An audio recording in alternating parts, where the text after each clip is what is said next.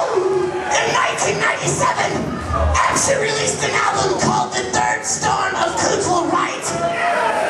In support of this album, we went on a European tour with 2 bands, one called Enslaved, the second one called Inferno.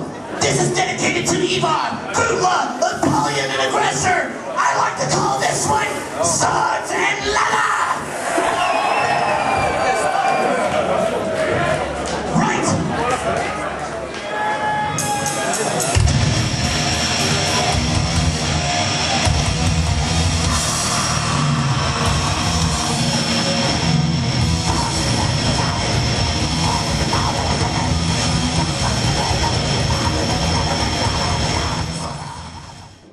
Okay, we're here with Proscriptor from ABSU. I'm Roy, and this is Peter.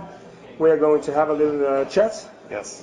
And I think the first thing that we should get into is like, how do you feel being in Bergen now? With the bad weather, the good music, live show? Ever since ABSU's existence, which is going into the 20-year mark, I think it was long overdue for the band to finally make it to Norway. So here we are. We were invited to the Hole in the Sky Festival, and we performed last night. It was a enthralling experience, and like I said, glad to be here. So, like I said, long overdue to finally make it to Norway.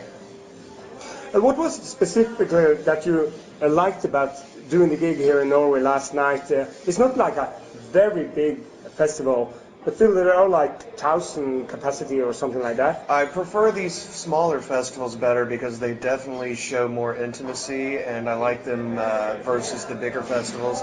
Because with the smaller festivals, it unites me with a lot of bands that I've been associated with ever since the late 80s, early 90s. Like, for example, I've been really good friends with Enslaved and the members of Nor for quite some time. So these smaller festivals show a lot of intimacy, and I prefer them versus the bigger ones. So yeah, Hole in the Sky is it's fantastic. Who's on the set for the last couple of days that would really make you rock out? Who are you really into that's playing at the moment? Enjoyed Enslaved set last night. Voivod was great. Sodom was great Thursday night, very good. And then tonight, really looking forward to Nor and Pentagram. So those are the highlights for me. Yeah, definitely. About playing last night, I guess some who didn't know you very well was a bit surprised about, oh, there is this voice, but there is nobody in the mic.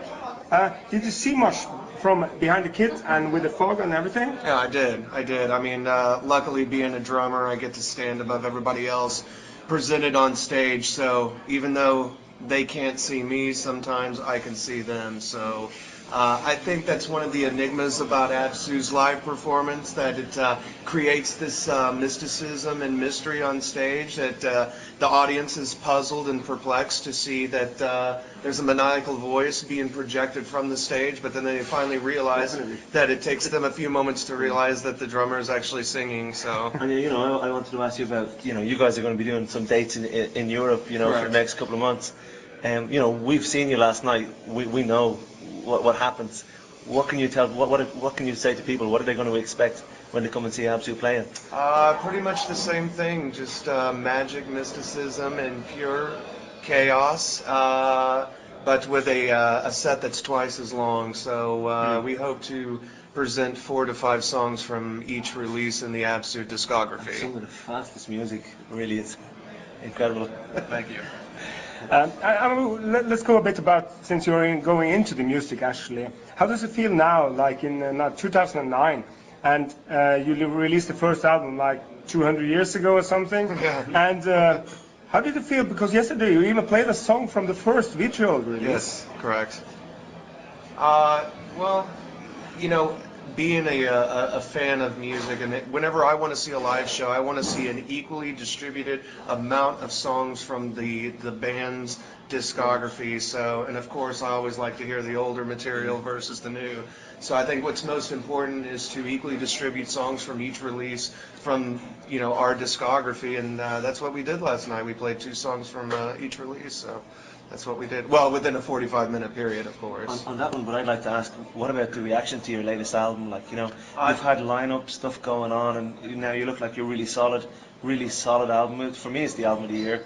Oh, thank you How's it very going much. for you? No, Like, it's 2009 has been a very prosperous year for ABSU. It's been long overdue. The previous lineup has really held me back, you know, for honestly the past 15 years. So this is it's a rebirth, it's a reincarnation for the band and our style of mythological occult metal. So like I said, really looking forward to it, and I'm very pleased with the lineup, and it's a rebirth of the band.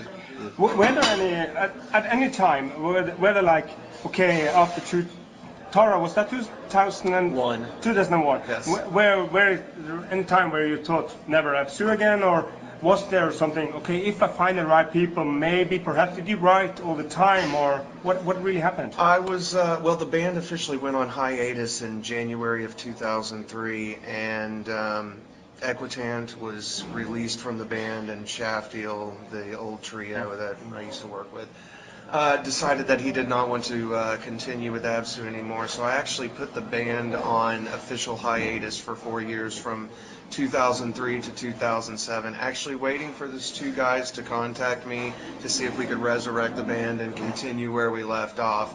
I didn't receive a phone call for 4 years. During that 4-year period, I started a label. I was doing session work for other bands such as Melakesh.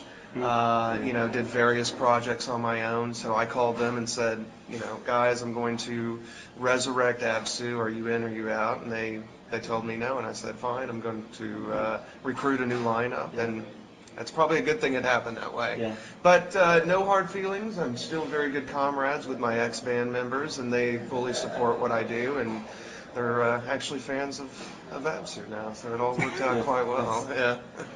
you know, I'm from Ireland, and you're coming to Ireland. Are you going to visit Tara?